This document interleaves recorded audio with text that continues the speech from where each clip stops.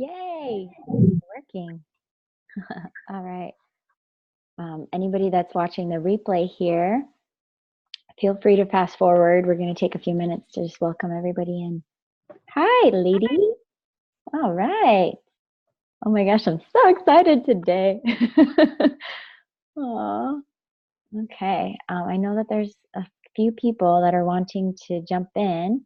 So I'm just going to announce it here on the group. You know, some people are going to jump in late.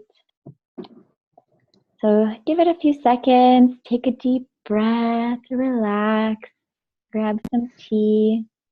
Okay.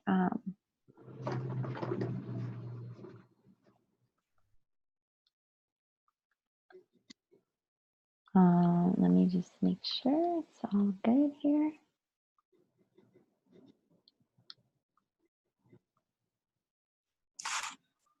How are you guys doing? Hey, Vanetta. Hi, welcome. All right, I'm just announcing some stuff here on Facebook. Make sure that it's working. And whoever's, hi guys. All right, so give me a second. I'm like navigating all the things. I need an assistant, you know? That would be great. All right. Hi, Dan. Oh, hi, Audrey, Lindsay. Oh my gosh, this is great. Oh, Sophia, beautiful. All right. I know a couple more people said that they were going to come, and I'm also recording it for a couple of others. If you are not, just feel free to unmute to mute yourself so that we're. Oh, hi, Liz! Yay!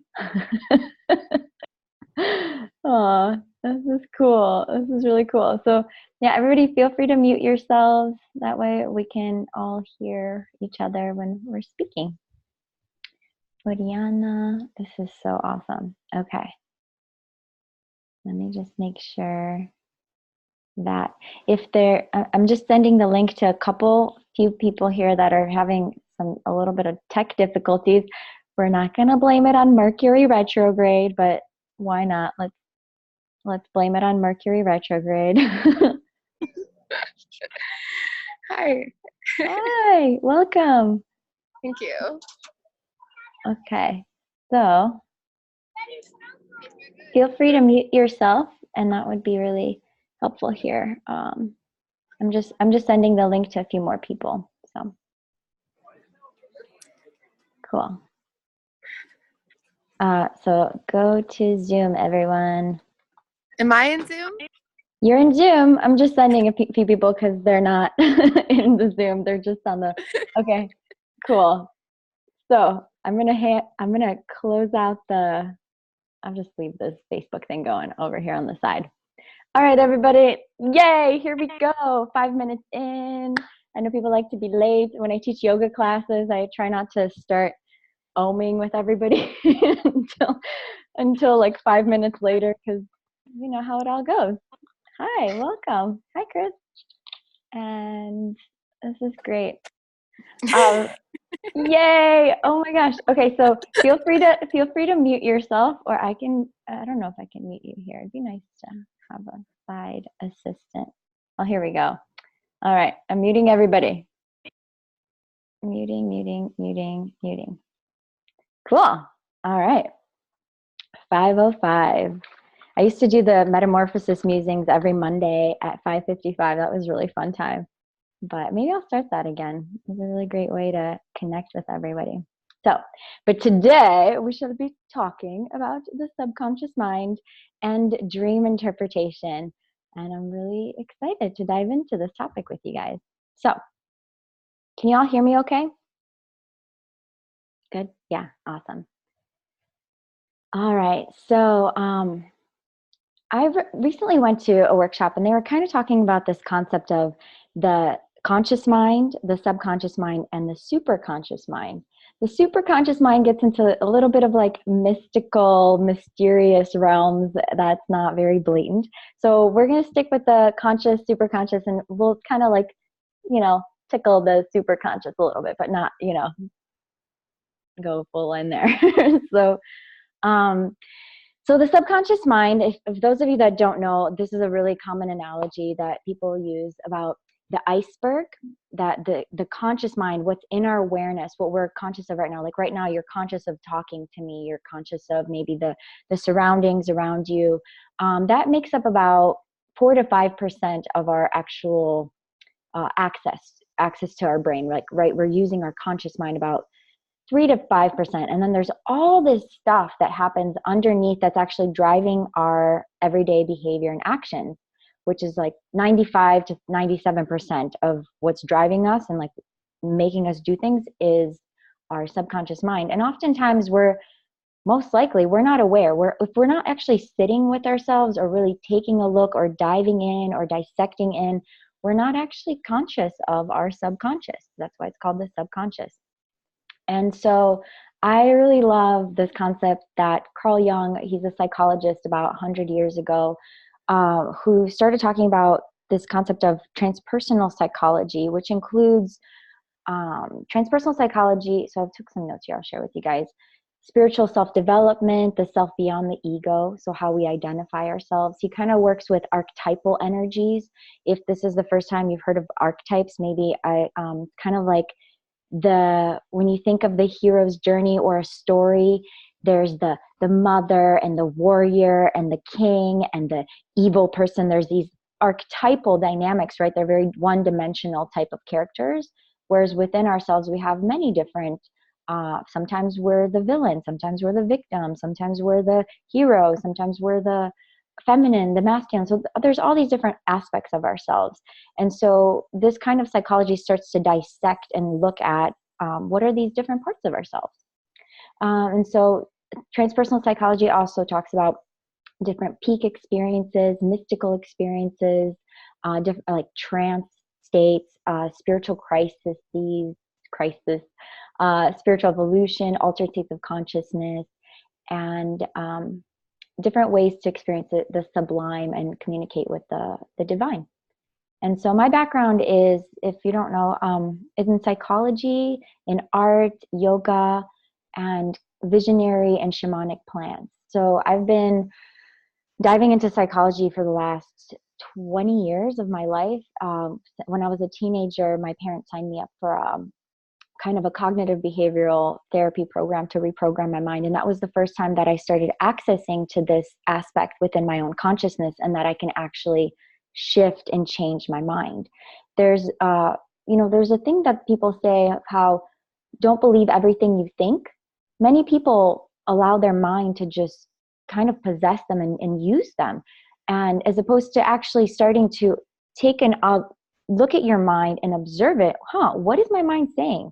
Do I believe what my mind is saying? And starting to actually inquire and get curious about the mind.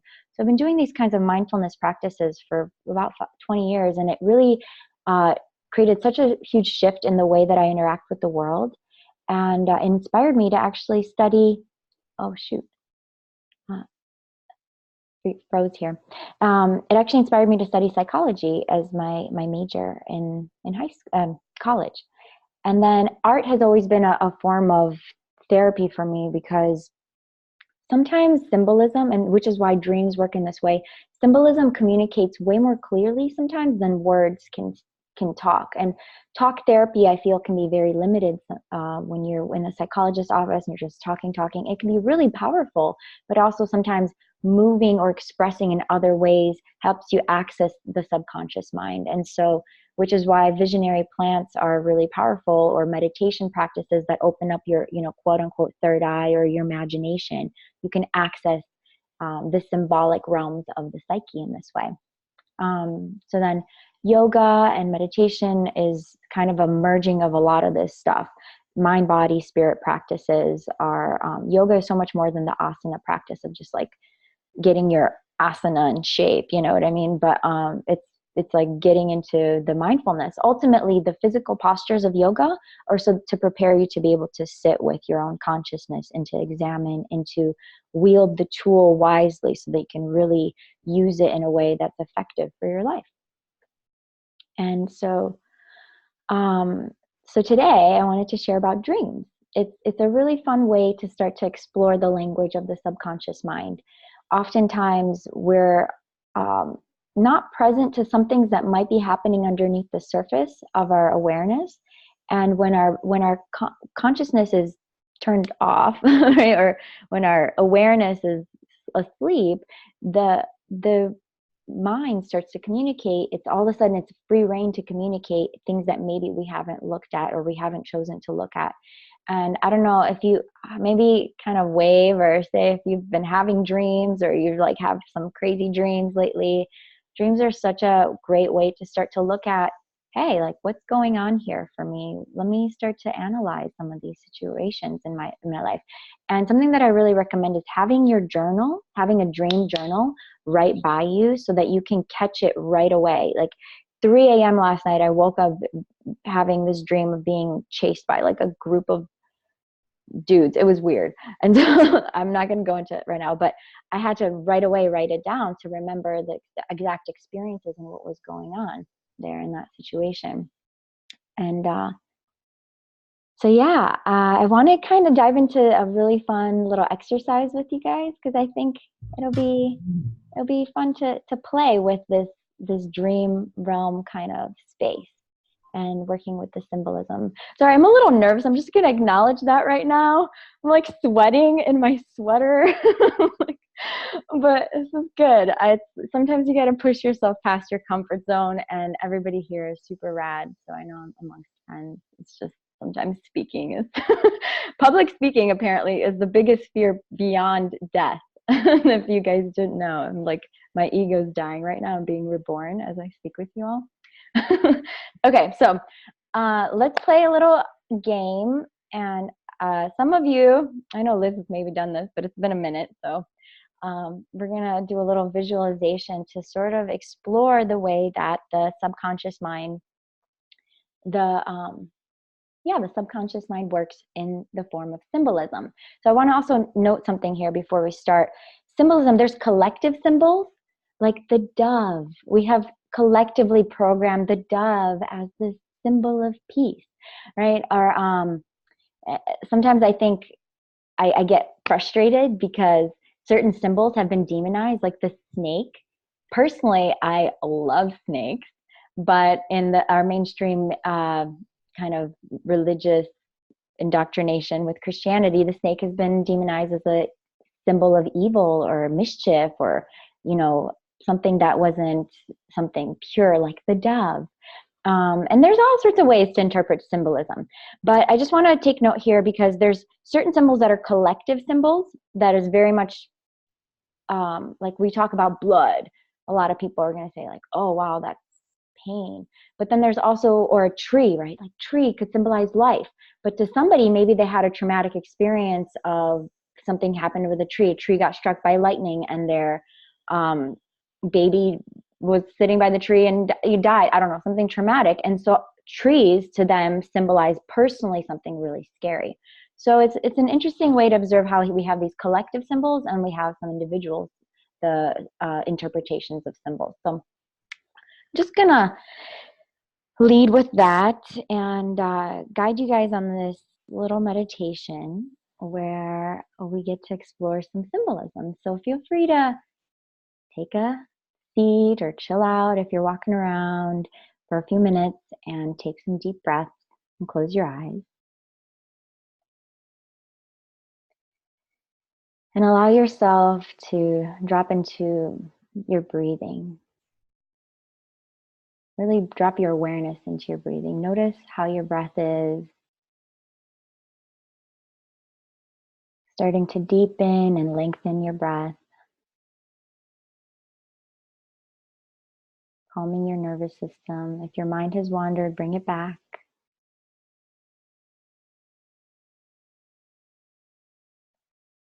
And deep breaths all the way down into your belly, past your throat and your chest, all the way down into your belly. Really allow your diaphragm to expand. This gives you access to more of your brain, calms the nervous system. And so allowing yourself to use your third eye, your imagination here, and allow yourself to see an open terrain. some kind of open land terrain. Can be in any ecosystem. And in the midst of this terrain, imagine a cube. A cube, that's right. Like a three-dimensional cube somewhere in this terrain. And notice how big this cube is.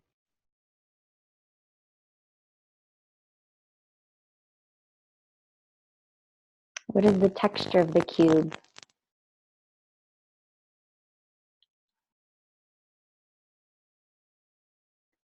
Is it big? Is it small? What is it made of? Is it on the ground? Is it floating?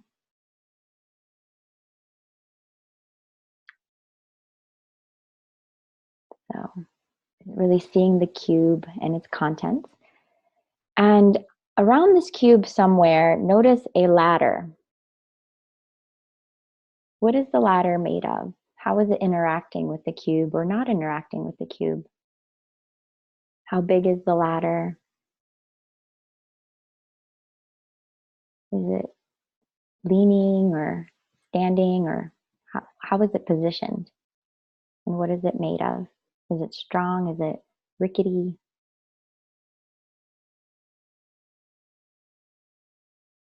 And then off in the distance, notice something, a horse walking towards you. Notice this horse, and it's coming to maybe interact with the cube, ladder, and observe this horse. What is this horse doing? What does it look like? Is it bridled? What color is it? It can be as wild as your imagination, doesn't have to be realistic.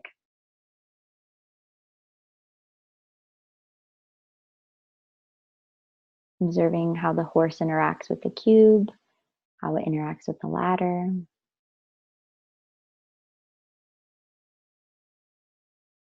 And then bring into your consciousness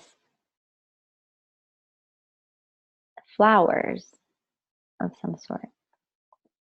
What kind of flowers? Or a single flower?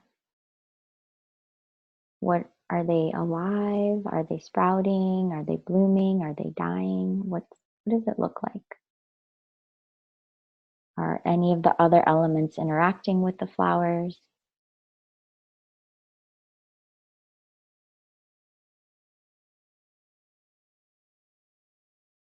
Okay. So taking note of those 4 symbols, the cube, the ladder, the horse, and the flowers. You can start to open your eyes. And I'm really excited because this is the sharing component. We're going to share with each other. So let's share, you guys, share your visions of the cube. I'm wondering if I should tell you the symbol that it represents or just inquire what your cube looks like. So the cube in this exercise represents your ego, your identity, how you see yourself or the world. And who would like to share what their cube looked like today? You can unmute yourself or wiggle your hand and I can unmute you. Chris? Yeah, mine was like really, it was like made out of blue glass, and it was really clean and really clear, and like, damn, it wasn't really shiny, but it was just like, wow, that's like really nice, clean glass. And it was right on. Cool. So transparent versus like titanium cubes. Like the first time I had my visualization, my cube was like a bubble, translucent. Transparent is like you allow yourself to be seen and to be, you're transparent with yourself, as opposed to, I've also seen people share their cubes that are like titanium locked fortresses. Oh, nice. Okay, blue glass is shiny, right on. Was it big, small? Was it hovering? What was it doing in the space? Yeah, it was pretty big. Yeah, I was just imagining this like big grassy plains thing with this like big, clean, clear, like I specifically noticed that it looked really nice and clean. Nice. And it was just like hovering above the ground. Oh, it's hovering. Okay, cool. Yeah, so that's, when you think about the chakras, is like where we sit. Are we more like up here, or are we like really rooted down into the earth? But then also the ego aspect of like how big some people's cubes are, like my tiny little cube.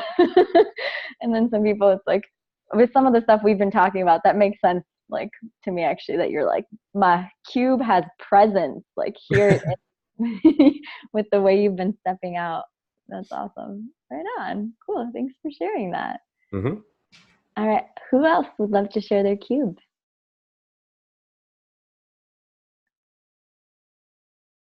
Liz, I know you got a cube, girl. Okay. All right. It was well, I raised my hand, but it was very gory. It was like David Gory. Lynch. Whoa. It's like a horror film. Bloody cube. Oh. On that note, Uh-huh. How big was it? I don't know. It was like medium sized. I think it was just very, I don't know. It was very oozing. It was a horror film of a cube. Oh, what do you think that means? I don't know. Yeah, we haven't dropped in lately, but that sounds like some stuff there unfolding. Wow, how compassionate of you. But yeah. No, I mean like gore, like that symbolizes either fear or wound, of some sort. Mhm. I mean, you could share a little bit of. Yeah, I forgot what everything symbolized. So this was good to do because I haven't done this in a long time. Yeah, I think last time we did it was like with Emmanuel in Kauai. No, With I'll with never his- be able to be Emmanuel. his damn orchid. It's crazy, Yeah, Aw, so I forgot what it symbolized. So maybe yeah, my is just raw. yeah, Like yeah. lacking a protective skin. It's just Hmm. very it's like road rash or something. Oh, girl, we need to talk. I know. I'm sorry. I want to hug you, but I don't want to touch the road rash and inflame Well, you it. should. It's like, it's not that bad. By the way, I just want to show you guys something really quickly. Annetta drew that. Oh yeah, that's my mural. Oh, that's really sweet. Yeah, I gotta go get Alice. I'm gonna go buy Alice something to eat. Okay. Well, thank you for So jumping I on want to hear here. all about this. I'm so curious. But Uh-huh. I have to go in I'm gonna leave in 5 minutes and just Okay. Well, So, feel free to I'll write. pass- Feel free to pass write in it. the chat your ladder, your horse, and your and your Okay, I want to flower. hear what people have to say though. Okay, cool. I'm glad you jumped in here for a little bit. All right. Anybody else want to share their experience? Michelle, Sophia. Who else is in here? Dan. Hey, Audrey. I can share mine. Okay, Dan. Hi. Hey, so my cube was like, it was like ice. It was like a little ice cube, like floating around, Oh. kind of spinning, and it was like dripping, like just this wet. Whoa. Interesting. Wow. How do you interpret that? I don't know. It was like cool. It was like a refreshing ice cube about to drop in some lemonade or something. Nice. Just chilling.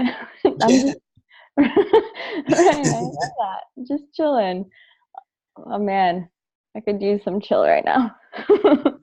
Aw, very cool. Was it big? Small? I didn't notice the size until you asked about the ladder. And I don't Oh, know if you okay. know about that. Okay. So what how did they interact with the ladder? So the ladder was like super small on the cube. It like just appeared like this little tiny ladder, like hanging out on the ice cube. Was it leaning on it? It was kind of like kind of leaning on it. Yeah. Okay. It was So like that- actually it was like on top of the cube, just like this ladder, like not being supported by anything, just kind of like hanging out. Right on. Cool. So the ladder symbolism represents friendships and different connections that we have. And the ladder, some ladders are like super solid. Some are like infinite into the cosmos. Some are just like rickety and like falling apart a little bit. And so that's really cool that your ladder is like, it's supported by the cube. You're supporting this ladder. Sometimes people have ladders that are far away from their cubes, like they don't even touch the cube. Interesting. So, yeah. But it's also, there's like a humility aspect to your little cube with your little, because I know you don't have like a small group, but you have a lot of friends. But it's like humble, Yeah. humble. Yeah. You know. Yeah. Right on. Thank you for sharing that. Yeah. Next. Yeah, let's see. Who wants to share their ladder and cube? All right, so I'll share mine. Yay. So my cube was also pretty like translucent, but it was also colorful, if that makes sense. Aw. Like kind of like lights, almost like it almost reminded me of like in Mario Kart or whatever, you know, those little cubes. It was kind of like that. Oh, And cool. then my ladder, that actually makes a lot of sense with what you said, because it was basically like an old wooden rickety ladder, which makes sense because I recently moved and you know, I'm not really close with my friends from back home anymore, and I don't really have a lot of friendships, so it actually makes a lot of sense. Yeah, when you said that. That's beautiful. Yeah, it's wild Yeah. how that happens sometimes. Yeah. The symbolism there. Oh, I'm so glad you're here. And Yeah. it's like, where was it interacting with the cube in any way? No, not really. No. Yeah, which No. also makes sense. It's kind of doing its thing, and yeah, so it's like wanting to develop that ladder a little bit more and strengthen it and give it some reinforcement. Yeah. Cool. Thank you, Audrey, for sharing that and being here. I'm so happy you jumped on here. Yeah, I'm actually gonna have to leave in a couple minutes though for another Zoom, but oh, right on. Well, I'm recording. Depending on how long. Oh, okay, yeah. I was gonna say depending on how long it is, maybe I could jump back on. Okay. Yeah. Right on. So we'll see. Thanks for letting me know. No problem. All right. So let's see. Anybody else? Lindsay, how about you? Yeah. I also had a like iridescent clear glass shiny colorful cube. It was pretty big. It was about the size, it was like probably like 10 by 10 by 10 feet. Mm-hmm. And the ladder was wooden, propped up against the cube so that you could climb up onto the top and stand on top of it if you wanted to. Cool. Yeah. That sounds pretty solid. You know, like a solid foundation of friendship and like identity. Yeah. I like, and it's transparent too. I mean, all of you guys are opening up so like voluntarily here. You're allowing yourself to be transparent, and it's really nice because as I get to know you, sometimes you can insight some things about a person from their symbolism, and or even where they're at. Mine changes all the time. Recently, my cube was actually like not transparent. And it was like a transformer. It was like boop, boop, boop, boop, boop. I don't know. So I'm working through some things lately, but very cool. So solid ladder. You had like a big. Yeah, it was like a wooden with like spherical rungs that were like locked in there. Like nothing. Yeah. Your friendships are like there for you. They're in there. How about your horse? What was the horse like? It was a really beautiful horse. It was off in the distance. It was brown with like the white face, you know, those like really pretty copper ponies, the little white on their head. And he was just kind of chilling in the background, just munching on some grass. He didn't really care about the cube or the ladder. Okay, interesting. So the horse represents a significant other, or the concept of that.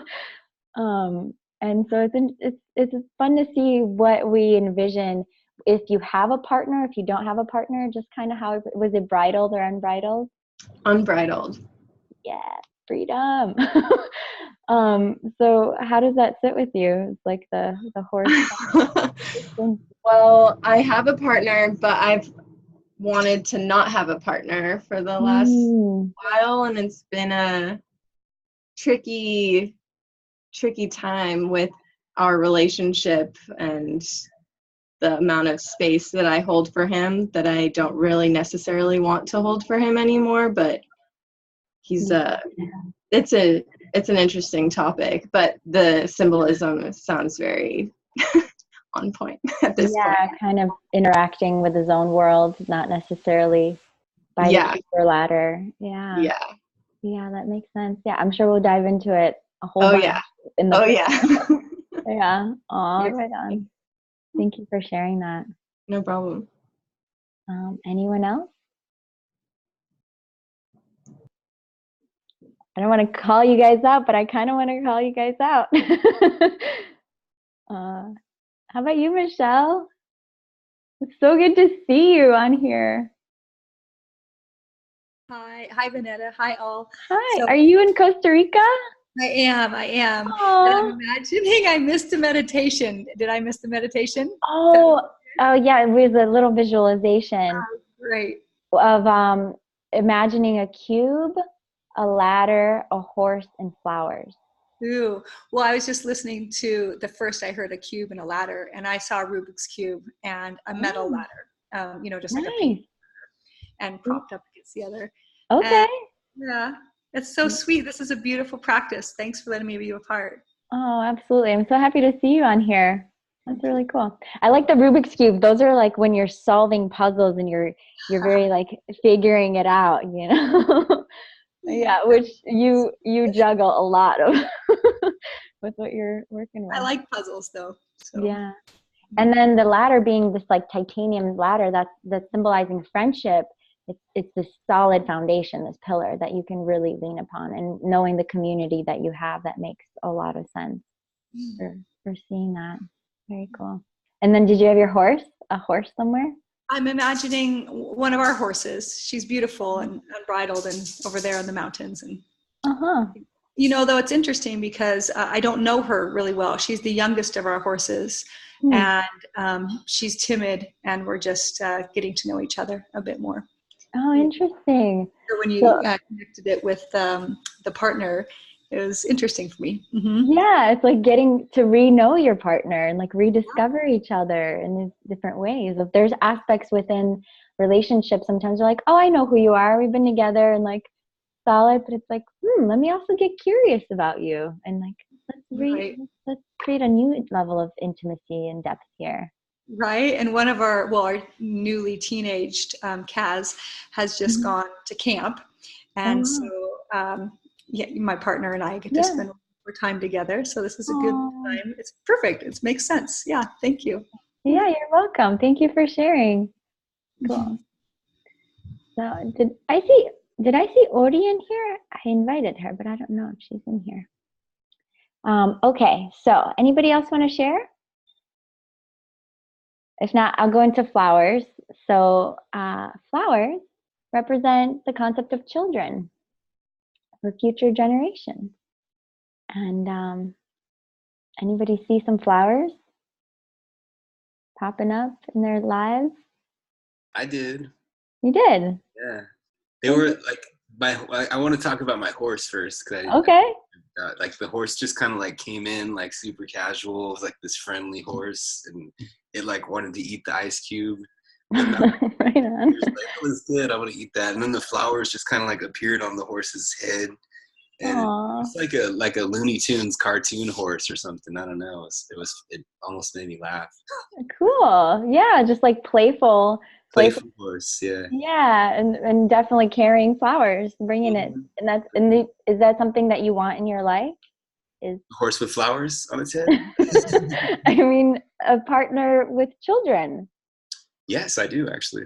Yeah. Yeah. Cool. So that's So they're bringing the flowers and color and joy into your life. Mm-hmm. Beautiful. I love that. Cool. Anybody else had some flowers come into their life? No flowers. I did this exercise recently, this morning or something, because I knew I was going to be sharing it with you guys. And I had my like transformer thing, and then my ladder was kind of inside my cube and out of there was ladders all over the place actually, which makes sense because I have a lot of group of friends in different places and different communities. And then my horse was this like midnight, like sparkly, like cosmic horse. But then I was waiting for flowers, and what appeared weren't flowers. They were raven feathers that were just falling from the sky. And, or like vulture, I don't know, it was just black feathers instead of flowers. And I was so surprised to see that imagery. But it kind of makes sense where I've been at with, in terms of my considering children, how I've been really working through that for myself lately. And yesterday I went to the river with a friend, and I saw a raven feather just hovering in the middle between the trees. I think it must have been caught between the spider web, and it just was hovering, this like raven feather. And yeah, kind of interesting. So anybody else had some kind of interesting visuals when it came to flowers? Just nothing came in at all? Or Chris, you're shaking your head no? No, once you said it was kids, it made sense why I conveniently didn't hear that part. Oh, okay. Well, how about your horse? Oh yeah, my horse was interesting. As soon as you said to imagine a horse, I imagined I had a super clear picture, and I imagined this like beautiful horse, just like perfectly pristine, like no saddle on it, no nothing, just like calmly, but like gracefully, just like walking through this field. And as soon as you told me it was going to interact with the cube, suddenly it was like, wait a minute, now I can't imagine it anymore. And then it became this like shadowy figure off into the corner, and I was like, oh, okay, now I actually don't know what it is. Interesting. How do you interpret that as the potential symbolism of? Well, if I was going to go with the metaphors that you gave us, then it would be that I have a vision of this thing, but no way of knowing how to interact with it. Interesting. Yeah. Yeah. Wow. And you didn't even hear about any flowers at all? No, the audio got all weird for a second. And so I'm assuming that's when that happened. I wouldn't necessarily call that an accident because. Okay. Yeah. A divine superconscious accident trying to omit something for you. You're like, can't even interact with the horse. You don't even get the flowers yet. No thanks, flowers. Right on. Okay. Well, thank you for sharing. Interesting. Lindsay, how about you? Any flowers popping in? Sophia in there too? I at first saw the flowers as like little buttons on the box, kind of like in a pattern, like little cut flowers just stuck onto the box. And then they kind of turned into like these I don't know, they disappeared and I couldn't see them anymore. And I think I really have no desire to have children. I may adopt one day, but they were kind of like a decoration on the box. But I am, I have Cancer rising sign, and I'm extremely motherly to everybody that comes under my wing. So I'm a mother without actually being a mom, kind of. Yeah. Aw. Yeah, I have a Cancer moon. So I've mothered a lot of children that were not my own. Yeah. Yeah, interesting. So they disappeared. They like were stuck. Maybe all like the kids like to kind of stick to you because you're naturally that, but then they I don't know. Separate. Yeah. It was weird. They were there and then they were gone, and I couldn't get them to grow anywhere else in the picture as hard as I tried. I was like thinking about them, but they wouldn't appear in my mind's eye. Yeah. Interesting. I sometimes our mind is not open to new growth, in that way, or interested in it, particularly in terms of if it is for the symbolism in relation to it. Very cool. Anybody else want to share the rest of their metaphor, and before I kind of journey forth and kind of complete this little exercise? Yeah. I just figured out how to unmute. Can you guys hear me? Yay! Hey, Soph. Hi. Yeah, we can hear you. Well, I did hear you. Oh yeah, I called in from my landline and was feeling confused about the muting. Oh, Got okay. it. Yeah. Oh, maybe you guys can't hear me. Yeah. I think there's a vicious delay on my, so maybe I'll just try to text in. to the chat instead of sharing. Okay. Oh, it was so good to have you here. I hope you're getting some good things out of it. Audrey. Thank you for having me. Oh yeah, absolutely. I'm so happy to do this with you guys. Okay, so anybody else? Michelle? Some flowers? Okay. Well, I'll just head on. So I hope you guys got some fun ideas out of these, kind of self-reflection, and how symbolism and art can really be a reflection to our psyche, and how it can express itself in ways that maybe words don't. So for a long time, we as humans have been storytellers. We haven't been literate culture until very recent, actually, in our development. And so the way that we have passed on information is through symbolism and through visions and through storytelling. And that's why our words are so powerful. The way that we communicate, we are literally painting on the canvas of somebody else's psyche with our words, with each other's words, and with the words that are happening internally. That's why you'll hear some things around like NLP, like neuro-linguistic programming, when they say like be mindful of the language. Even things like don't think about a purple elephant. It's like it doesn't matter if you say don't, because all you see is the image of purple elephant.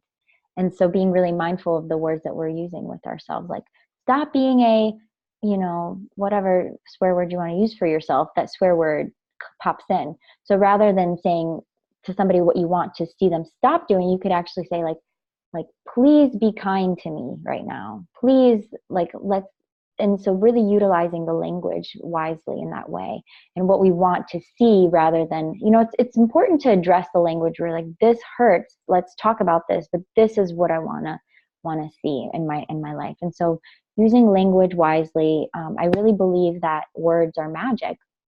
And I say this, be wise with how you wield the wand of your words. Because it's magic.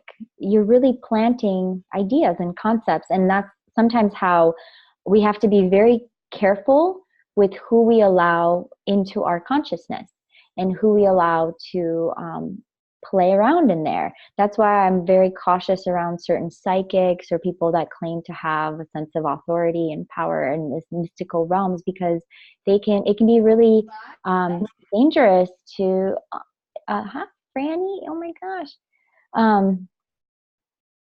It can be really dangerous to be very impressionable and open and susceptible, and somebody planting an idea or something in our consciousness that really is not serving our development and our progress forward. And sometimes those visions can be really hard to unroot once they've been planted in there. I had an experience one time of like a mystic that, like a false mystic, I would say, that planted almost like a curse on. A curse is almost is somebody that says, plants an idea in your consciousness, and then through the truth is the future is open to be written. I personally don't know that I believe that anybody really has like exact, this is the date and time knowledge of the future. You can kind of gauge or guess on the future based on certain maybe ways that people are living their lives. You could guess like, wow, you've been smoking, you might have lung challenges in the future, but there's no fact. You can't really guess. And so I'm really cautious around people that are like, this is what's going to happen to you, because now it's planting it in your consciousness and you're in your subconscious mind. And if you believe it and you allow that thing in, we actually create this self-fulfilling prophecy that sometimes actually directs us in that to actually fulfill that vision. And so we have to be very cautious around that, and the language that we allow into our consciousness.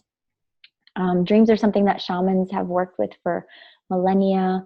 It's how they interpret the mind and the language of the subconscious mind. And you can actually work with the symbolism sometimes through lucid dreaming. I don't know if anybody's ever been conscious in a dream. There's certain techniques you can do to wake up in a dream to recognize, oh my gosh, I'm dreaming right now. Let me navigate this space. How do I want to interact with this dream realm? Or if you've ever had entheogenic plants or substances, it's kind of like a lucid dream where you get the visionary states and you could potentially navigate your subconscious mind and interact with the symbolism in different ways. And I think of the movie Harry Potter. There's this one scene where they're in Hogwarts school and they're summoning I don't remember the names of the specific thing, but it was their biggest fear would get more, it would appear in the vision, how do I explain it? I think it was like one of those Dementor things or something, and it would transform into their biggest fear, and then they would use their wand, which is kind of like their consciousness, to transform their fear into something funny or playful and interact with it in a totally different way. So you could actually use your symbolism that maybe you're having recurring dreams and play that scenario out in your head and actually transmute and transform the interaction with those symbolisms. I used to have a repetitive dream when I was living in Colorado of a mountain lion stalking me every night. And I just kept running from this mountain lion. It kept stalking me. And one day I finally decided in my dream ahead of time, I was like, I'm going to face my fear. I'm going to face this mountain lion. And I stopped in a field and turned to her and just straight eye gazed with this mountain lion, and we kind of did this circle. She saw, we held respect for each other, and then she walked away, and I never got chased by that mountain lion in my dreams again.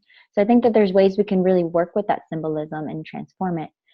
If we have unresolved traumas or issues, they can play themselves out symbolically. Different anxiety can play itself out symbolically through our different archetypal symbolic things in our psyche. So, and so this is why things like, we have to be careful with the law of attraction and positive thinking, because sometimes there's things in the conscious mind, right? The conscious mind, which is what we said, that drives your behavior, like 5% is your conscious mind. And then there's 95% of the subconscious mind. In our conscious mind, the 5%, we could be like, I can do this, I can do this, I can do this. But if there's an underlying subconscious root program, little like shadow demon that's like, yeah, right. Yeah, okay, sure, you can do this. Keep telling yourself that because you know it's happened all these times before. And until that stuff gets really uprooted, the positive thinking mantras and things like that do affect and can reprogram to an extent, but it's really more powerful when we can get to the root, uproot it, see what belief systems and what programs we installed back down in there, and transmute it, transform it. And then when you actually do have your conscious operating systems of I can do this, your behavior is matching that because there's a healed experience through your subconscious mind.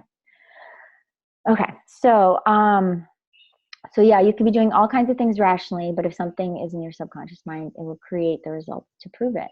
And I know that many of you know what I'm talking about when you're like, why do I keep recreating the same patterns over and over again? And it's literally our nervous system is like electrical wires. And there's certain wires that were wired in a particular way, and it's just not flowing. And so our job is to go in and excavate the faulty wires and reroute in a way that's actually going to be serving us. Because some of you have heard this before, but your mind doesn't recognize if it's in the past or in the present. It feels like when you're going through a memory experience and trauma, I know some of you healers, like Franny here is like a somatic practitioner. When people experience trauma, they're experiencing it in the now present moment. And there's certain techniques that you can do with trauma with patients to actually go into the experiences as if it's happening right now, and in the present moment rewrite the memory of how maybe it could have happened. I had a friend that was doing, I think it's called Hakome, this particular practice, working with rape victims. And the women who maybe at the moment of attack, the trauma that got captured in their body, it was frozen. There's 3 ways: fight, flight, or freeze. They froze when they needed to fight. That trauma got trapped in the body and never got actually moved through and released. And so what she would do with the massage, she would actually allow the person to play out what never got played out in the midst of that experience. So you can go into the past memory, bring it up to the forefront, experience it as if it's happening now, and replay what needed to happen. So she would have the women maybe scream and kick and punch and fight, which is what their body needed to do in that moment, but was suppressed. And allowing that movement it allows the nervous system to move and release the trauma that's in there, that's been stuck. So there's ways to rewire the nervous system so that it doesn't get stuck in these traumatic loops and keep repeating itself over and over into that space. So we can go back and heal memories and rewrite them. And from our adult conscious self with these new tools, we can actually go back and rewrite our nervous system. So that's that. So something that I'm going to be doing is I'm starting a program. It's a 3-month program. I called it Love Shadows, even though I was like Temple Cleanse, Mind Garden. There's so many ways, so many things to call it. But it's a group program where we're going to actually be diving into the subconscious mind and doing this work over the course of 3 months, starting on the full moon this July. And the first is three sections. The first one is all about getting kind of connected to the mind and the way that the mind works, and creating little rituals and practices to feel safe to explore. The second part is going to be diving in deep and pulling out some of these things that might be in there that have been totally out of our awareness. Some call it shadow work, some call it feeding your demons. Feeding your demons is a Tibetan practice from a 11th century woman monk. So I'm really excited that there was actually a woman that developed this meditation practice. But it's basically looking at parts of yourself that have been repressed, pushed away, shunned out, pulling them to the forefront and having a different relationship with them, re-alchemite, like transforming the way that you relate to this aspect within yourself. And then the third module, I'm calling it like making magic happen, like actually putting this work out into the world. Now that we've been working through these things and uprooting it, can we actually get it out into the world from this new foundation? So if we're planting seeds in soil that doesn't want any seeds to grow, you're going to have certain results. But when you're actually nourishing the soil and uprooting the things and putting in the right nutrients, and now you're starting to plant the seeds in that kind of soil, the things that you're actually trying to manifest and materialize into reality are much more capable of doing that on the soil that's really nourished. So if you're interested in that program, I have an early special it's actually really good rate, I think, compared to my private one-on-one work. It's $450 for 3 months of group coaching, and that special is going to end tomorrow, and then it's $600 for the 3 months. So let me know if you're interested. And then on Monday, I'm going to do another call where we're going to be diving into uprooting some of these things, kind of getting present to what could be actually sitting down into the subconscious mind. So things like, what's the most recurring challenge that you're dealing with? We're going to be looking at what past experience with this have I had? Where has this appeared in my life over and over and over? What's the underlying feeling sensation that has played out throughout the course? And then what did I make it mean? And what compensatory strategies that I developed to survive these things. So it's gonna be really fun, another deep dive session. I'm really excited to keep exploring this stuff with you guys. And I just wanna say I'm so grateful for you for being here, because it takes a certain kind of person that's willing to explore themselves and to understand their mind, and to want to understand their mind and to reprogram the mind, because it's not a language that we're taught in school. Emotional intelligence and different ways to navigate with our psyche should be taught in school, and it is being taught much more with mindfulness practices. But we would have such a different society if more of us really started to do this kind of work and it taught each other, because it truly is a language. And when we collectively learn these kinds of language and we have these certain skills, we can actually support each other and navigate through challenges so much more smoothly when we're like, oh, that's just your compensatory strategy coming up to play out and try to sabotage. Isn't that funny? And you don't take it, it doesn't become this intense, uncomfortable drama that that it can without the tools, right? So, and we don't get stuck in these like downward spiraling loops as well. So. All right, everybody. Anybody have any questions or any comments or so? Yeah, I'd love to. I'd love to. Question. Yeah. So where did the symbols come from? The cube and the horse and the flower and the ladder. Like where did I learn it? I learned it from a friend that shared it with me. And I wish I would have asked where like the original teacher or visionary of that came from, because that would be a really great thing to look at.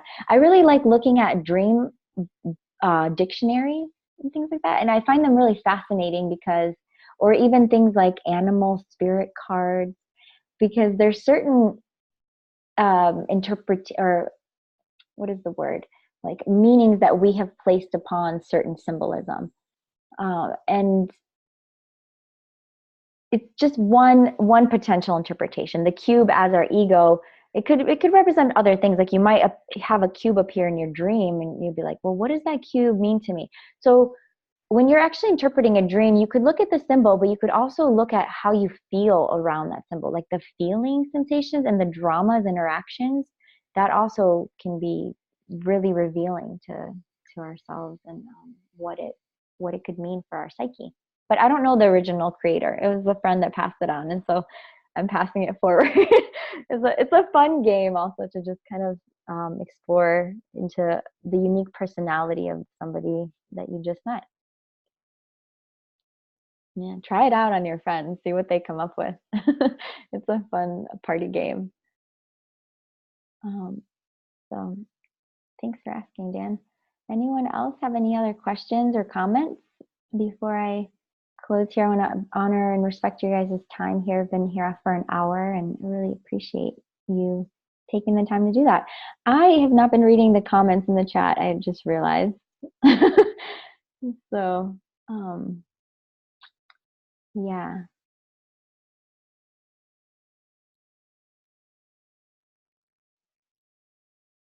Wow. Okay. Very cool.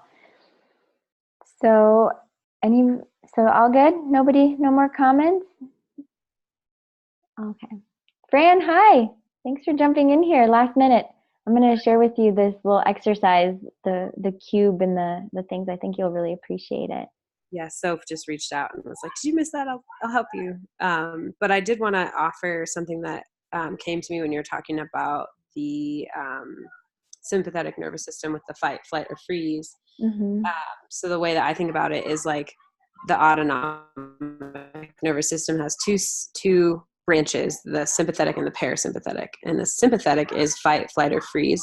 And it is an acceleration, the fight, flight, and freeze is at the very top. So it's kind of like you've gone through those other two possibilities to get to the freeze, even though it seems like, oh God, it was like you couldn't do anything else but freeze. Mm-hmm. And then the other side is the parasympathetic, which is the deceleration, the rest, digest. And that's a lot of the work I do is in the parasympathetic, where you can have a lot of that healing and processing and retraining. But just that visualization of acceleration and deceleration has really helped me and a lot of clients. So I just want to talk about that. That's beautiful. Like yeah. Nerdy science. Totally. Oh my gosh. I could dive in so deep with you on the somatics of the body. Fran is a bodywork massage therapist, amazingly just incredible trained human being. And as a yoga teacher, I've been diving into that and really totally awesomely know exactly what you mean about the parasympathetic nervous system when we're doing these practices that allow us to calm the nervous system down. I had pretty big trauma in my early childhood, migrating to the States when I was about 8. It was just like very jarring to my nervous system, not understanding and being in this totally alien environment it was major shock for me. I developed huge anxiety and things that still like impact my nervous system. And so yoga and things of that nature that really helps soothe my nervous system really helped me be able to access more of my brain and be able to dive into the subconscious mind to rewrite and reprogram some of these things that really need my attention. So yeah, thank you for all the healers that hold space for people to unwind. I also find it really interesting because sometimes people in yoga class, I used to work behind the front desk, so I check in all the different people for the different classes. There's people that would come to the like hot yoga power class, like, oh, I need to like burn something like intention and anxiety. And it's like, and when they would actually leave for Shavasana, which is the final resting pose in a yoga class where you allow yourself to surrender fully. It's like very irritating and agitating for people to relax. It's actually very uncomfortable for some people to relax their nervous system. And that's actually the people that need it the most, is learning how to and exploring. It's scary for them because certain things start to come up, certain sensations and feelings they maybe don't want to feel start to bubble up out of the subconscious mind in the midst of relaxation.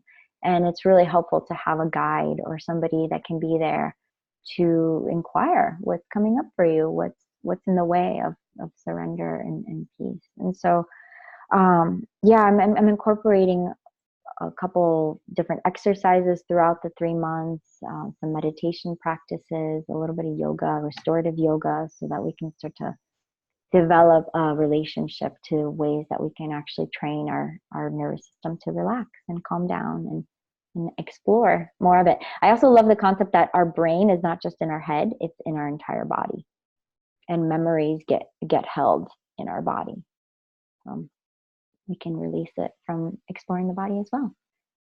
All right, loves. Well, if anybody else has any last thing? No? Yes? No? All right. Well, thank you for your time. Really appreciate you. And I will see you. If anybody wants to jump in Monday, I'm probably going to do it a little later, maybe 6 o'clock, so that some people off of work can get in here as well. So, all right. See you then. Bye.